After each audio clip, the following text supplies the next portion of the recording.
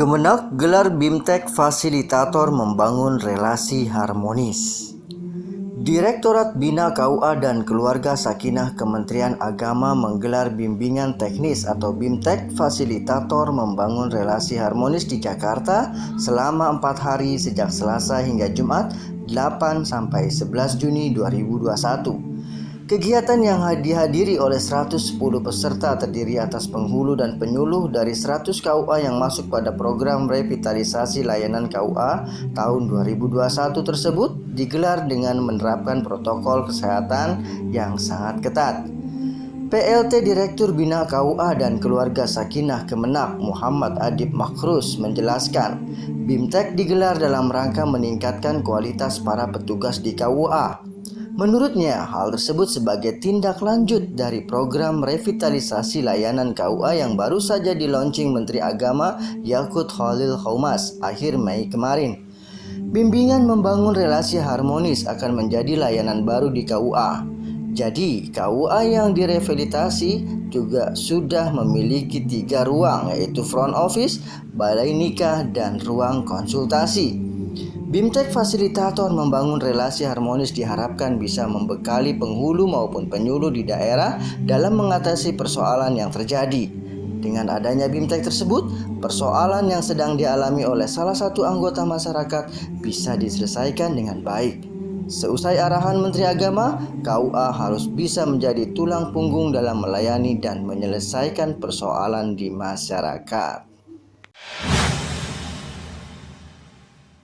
Soal kegiatannya ini BIMTEK Fasilitator layanan bimbingan membangun relasi harmonis. ya, itu tujuannya apa sih? Tujuannya mencetak fasilitator yang mampu memberikan bimbingan kepada masyarakat bagaimana membangun hubungan antara suami istri, antara orang tua dengan anak, sehingga keluarganya itu harmonis, ya, tidak mudah pecah, tidak mudah konflik, nggak mudah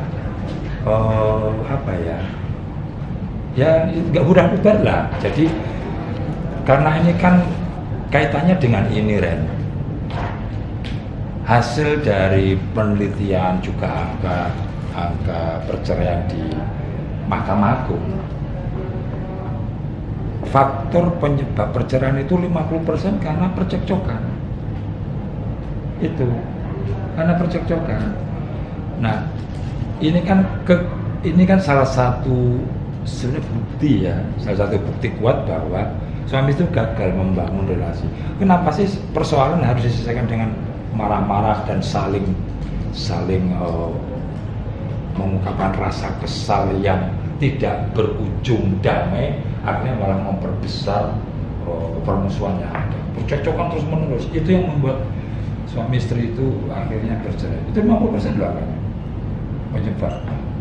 Nah, kami menyadari hal itu bahwa rupanya membangun relasi itu perlu belajar, ya.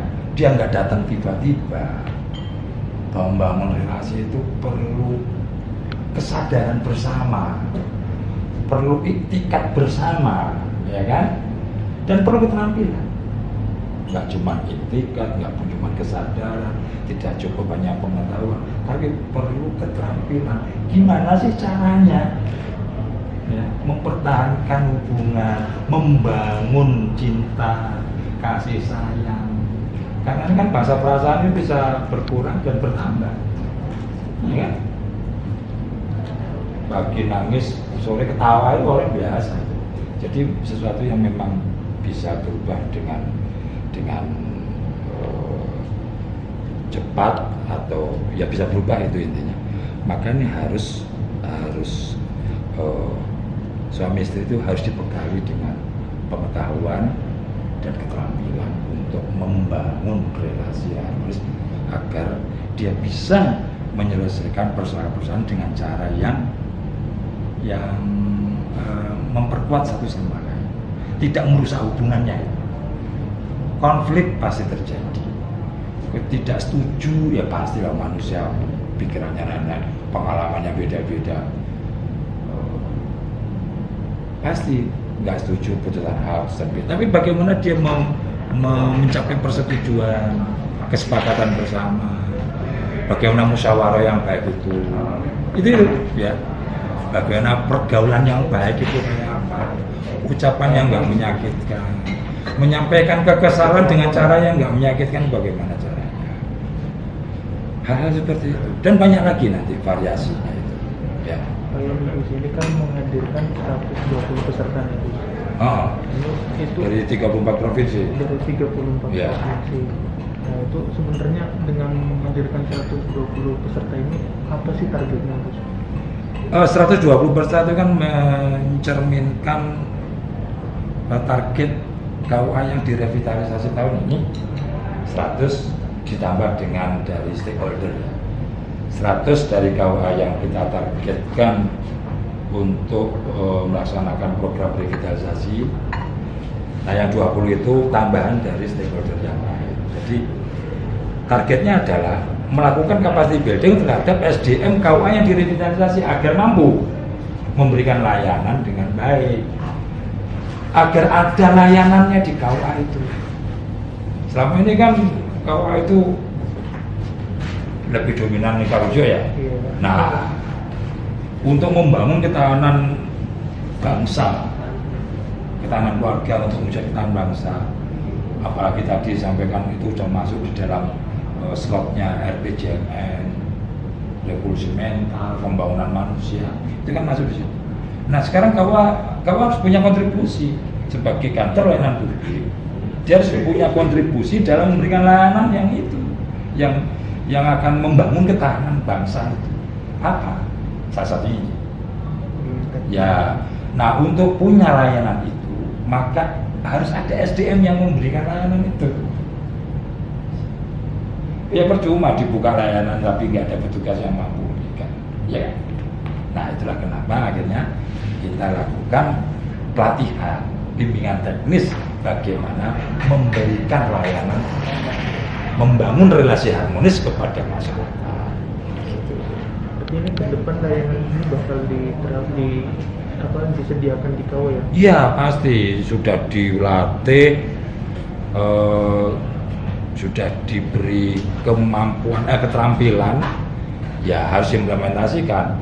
Nah, untuk KUA lain, kita berharap mereka bisa kita latih semuanya. Untuk jangka panjangnya ini semua KUA akan mendapatkan pelatihan. Ini Gus, ini mungkin soal perekonomian membangun yang 11 KUA itu. Soal invasi. Ekonomi umat yang di 11 KUA. Oh, pemberdayaan pusat pemberdayaan ekonomi umat. Ya, yang 11 KUA itu. Iya, benar. Oke. Nah, itu dari 11 itu kan apa sih? Karena aku nggak salah menceritakan desainnya ya. Karena saya punya desain sendiri, mudah-mudahan sama ya. Mudah-mudahan. Jadi intinya gini. Sederhananya adalah KUA tidak hanya asik di urusan-urusan yang sekarang menjadi core bisnisnya, yaitu pencatatan, tapi dia harus mampu keluar dari zona nyamannya untuk menghadapi tantangan-tantangan di dalam pelayanan publik, sekaligus menjadi salah satu instrumen yang menyediakan solusi bagi masyarakat, utamanya problem masyarakat. Salah satu problem masyarakat adalah masalah ekonomi. Nah, di dalam terminologi Islam, ya, itu ada zakat dan wakaf, ada filantropi, zakat wakaf, yang menjadi salah satu kewajiban oleh umat Islam untuk dikeluarkan dan disalurkan kepada yang berhak. Nah, faktanya kan banyak ini masyarakat yang masih ekonominya masih rendah, keluarga-keluarga yang income-nya masih rendah kan gitu. Nah, sekarang pertanyaannya adalah kalau zakat itu ada di dalam domain agama, sementara ada KUA yang memang punya domain agama di dalam layanan publiknya menggunakan perspektif agama plus keluarga, ya kan? Lalu apa yang bisa dilakukan oleh KUA? Fakta bahwa ada satu syariat zakat yang punya potensi besar untuk membangkitkan, memberdayakan ekonomi masyarakat. Pada saatnya KUA punya domain itu. Apa kontribusi KUA? Ini pertanyaan besar. Maka kemudian kita ingin mendorong KUA menjadi istilah Pak itu sentra pemberdayaan ekonomi. Nah, ini sedang didesain. Programnya kayak apa, capacity building-nya seperti apa, implementasinya bagaimana, siapa saja yang terlibat nanti, terus kemudian model pemberdayaan seperti apa, ya kan? Komoditas ekonomi yang akan dibangun kayak apa, potensi-potensi daerahnya bagaimana, mustahiknya harus diapain, muzakinya diapakan. Ini hal-hal yang akan menjadi bagian dari desain itu. Di sini kemudian peran KUA di mana? Ya kan? Dalam konstelasi pemberdayaan ekonomi umat berbasis zakat dan wakaf itu, peran KUA ada di mana? Nah, kita sih berbaik sangka, berpengharapan besar lebih tepatnya, bahwa KUA itu punya peran yang besar. KUA bisa memerankan sebuah sebuah fungsi yang dominan, yang signifikan di situ, ya kan? Yang signifikan. Nah, ada gagasan membentuk UPZ di KUA, ada gagasan KUA akan melakukan inisiasi ke stakeholder yang lain untuk bersama-sama menjadi sebuah tanda kutip instrumen pemberdayaan ekonomi umat. Nah, karena KUA mewakili Kementerian Agama, itu adalah pemerintah, ya kan, yang disupport dengan anggaran APBN, sementara zakat itu punya dana juga, ya, dana yang dipungut dari masyarakat, juga ada wakaf yang bisa mensupport misalnya di lahan gitu ya. Nah, ini nanti kita desain lah gimana nanti program yang tepat. Tapi harapan kita, ekspektasi kita, kalau itu perannya besar. Nah, di sini nanti akan kelihatan ya, untuk lebih jelasnya supaya saya Randy nggak salah arah, itu bisa tanya nanti ke bagian zakat ya. Bagaimana sih desain KUA menjadi sentra pemberdayaan ekonomi umat kayak apa sih? Karena mereka sedang menggodok ini, ya kan? Mereka sedang menggodok. Tapi saya punya ekspektasi KUA itu bisa, karena strategis banget kan. Dia ada di kecamatan, dia dekat masyarakat, dia tahu betul mana kantong-kantong duafa itu, dan dia tahu betul siapa yang punya potensi zakat besar, muzaki potensial yang mereka miliki. Mereka tahu betul. Dan KUA sudah kita bekali dengan kemampuan membangun jejaring lokal.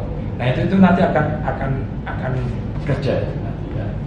Jadi intinya semua bekerja bersama-sama, saling melengkapi, saling mendukung, saling memperkuat. Gitu. Minggu terakhir nih. Terakhir ya. Terakhir. Ini kan 11 KUA udah ditetapkan jadi sentra pemberdayaan. Model pilot project ya. Nah, pilot. Penentuannya ini berdasarkan apa sih? Ini saya setengahnya mereka ini. Penentuan 11 KUA, tapi arahnya begini. Prinsipnya adalah untuk menunjuk satu KUA menjadi pilot project, itu harus kita mengukur potensi-potensi KUA itu, agar ini yang paling penting. Namanya pilot project, misinya itu cuma satu, Ren. Sukses. Mission sukses. Titik. Mission possible to be success. Ya, jadi ya itu misinya. Oleh karena itu, itulah kenapa butuh pilot project. Jadi yang kita pilih apa? KUA yang memang punya kemampuan untuk mewujudkan mimpi itu, untuk mewujudkan tujuan itu. Nah, cuman memang ada tantangannya. Kami itu di tim sepakat bahwa menciptakan model itu harus bisa diduplikasi. Maka jangan terlalu wah, karena itu akan menimbulkan gap yang terlalu besar, sehingga jarak antara follower dengan itu akan terlalu jauh, menjadikan gagal untuk melakukan duplikasi. Tapi tantangan yang kedua, duplikasi itu dimungkinkan dengan desain yang benar, desain yang bagus. Desain itu memang memungkinkan orang lain menduplikasi, gitu. Tetapi apapun itu tetap bahan dasarnya penting. Contohnya KUA yang ditunjuk menjadi pilot project itu memang paling tidak sudah relatif lebih siap ketimbang yang lain. Siap apanya? Satu, mungkin sumber dayanya. Yang kedua, mungkin sarana prasarananya, ya kan? Yang ketiga, masyarakatnya mendukung. Masyarakatnya mendukung artinya, saya sering analogikan gini, kamu bikin produk, maka pastikan pasarnya ada. Kamu percuma membuat produk baru, tapi pasarnya nggak ada. Itu hanya dua kemungkinan. Satu, kamu ngawur dalam mendesain produkmu, atau kamu gagal dalam marketing. Itu hanya dua itu aja. Nah, di sini jangan sampai dua-duanya terjadi. Maka kita pertemukan antara visi kita dengan harapan masyarakat terus ketemu, gitu ya. Titik temunya itu insya Allah kita bikin produk, tapi pasarnya sudah siap, gitu. Nah, ini untuk langkah awal itu dibutuhkan perspektif seperti itu. Nah, pemberdayaan ekonomi itu pasti dibutuhkan karena banyak orang teriak-teriak, "Wah, tolong kami, gitu. Kami sedang COVID, kami di PHK, kami jobless dan sebagainya." Teriakan mereka itu sudah kehabisan suara, gitu ya. Maka itu harus disambut dengan baik.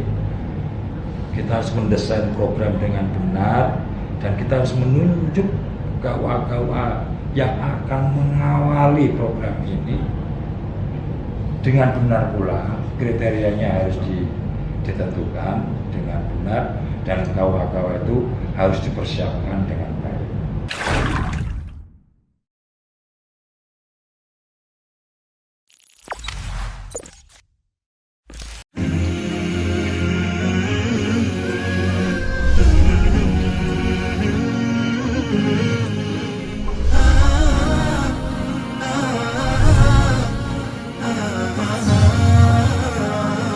Umat TV, cahaya umat dan bangsa.